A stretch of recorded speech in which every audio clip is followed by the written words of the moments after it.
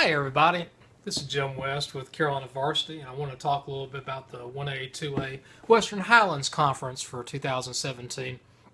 This conference has 6 of the 7 teams from it from last year.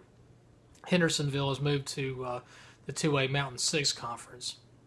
So the way I look at it is this conference has 3 of what I call the haves and 3 of the have-not teams in it. Among the have teams, I got Mountain Heritage, Mitchell, and Polk. I think those are the 3 teams that have the it factor that any one of them could win the conference. Right now, I'm going with Mountain Heritage at number 1. I think Joey Robinson probably has the best talent in the conference. This is a very well coached team. They've done good in the 2 ways. And, to me, they've had the upper hand over Mitchell the last few years. So I like Mountain Heritage. Will they have enough defense to make a really deep run in the 2A playoffs? I don't know. It might be a little bit of a stretch. I could see them going as far as the 3rd round, but it's going to be a little bit of a stretch on that. Number 2 I have is Mitchell. A lot of people talk about them being in their fortunes in the playoffs, and they will go. More likely than not, they'll go small 1A this coming season like they did last year. Back in 2015, they went big 1A, 1AA in the playoffs and made the state championship game. They lost to Wallace Rose Hill, which is no shame in that whatsoever. So right now I have Mitchell at number 2. I think there's not much difference between Mountain Heritage and Mitchell. I'd just say that Mitchell just a little bit they've got a little bit more question marks to their program right now than Mountain Heritage does. Number 3 is Polk County. The Wolverines, they do return Coach Olis.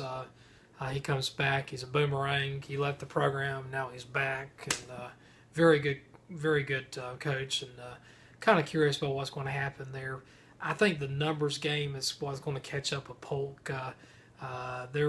I don't think they're going to beat Mitchell or Mountain Heritage, but they're close. And you know what? Come playoff times, they might make a pretty good run in the 1AA. So I don't think Polk is anybody that you can dismiss.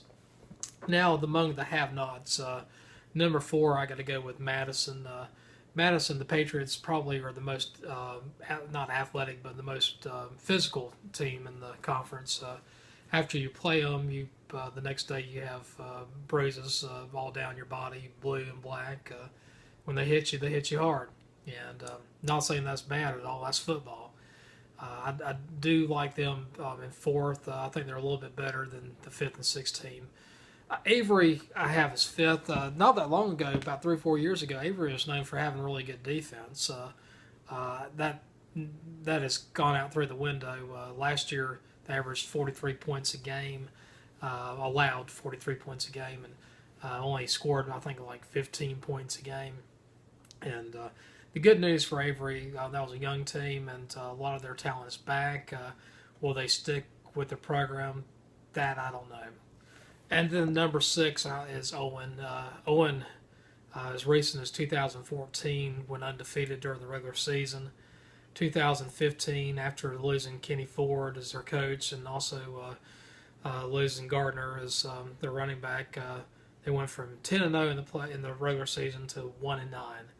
And last year they went 1-9 also and finished dead last in the conference.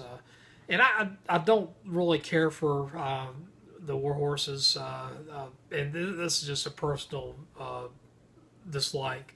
I don't like it when fans talk bad about their players, saying they don't play with hearts, that they don't play with Swannanoa or Black Mountain or whatever little town that they came from, like they didn't have pride. And to me, you got to remember these kids are 15, 16, 17-year-olds, and if they don't do quite well on the gridiron, let's don't shame them. And I think that's what we've seen at Owen. And Sidney Gibbs, one of the best running backs ever to come through Owen, he's left. He's gone to a private school, and can't say I blame him. That's a very toxic situation there, especially when you get coaches that are giving 100% each and every day to have the fans turn against them and talk about how bad they are. And I just like to see some see that program clean up a little bit. And that's not among the school itself. It has more to do with their fan base. So, anyway, this is Jim West with Carolina Varsity, and thank you so much for listening.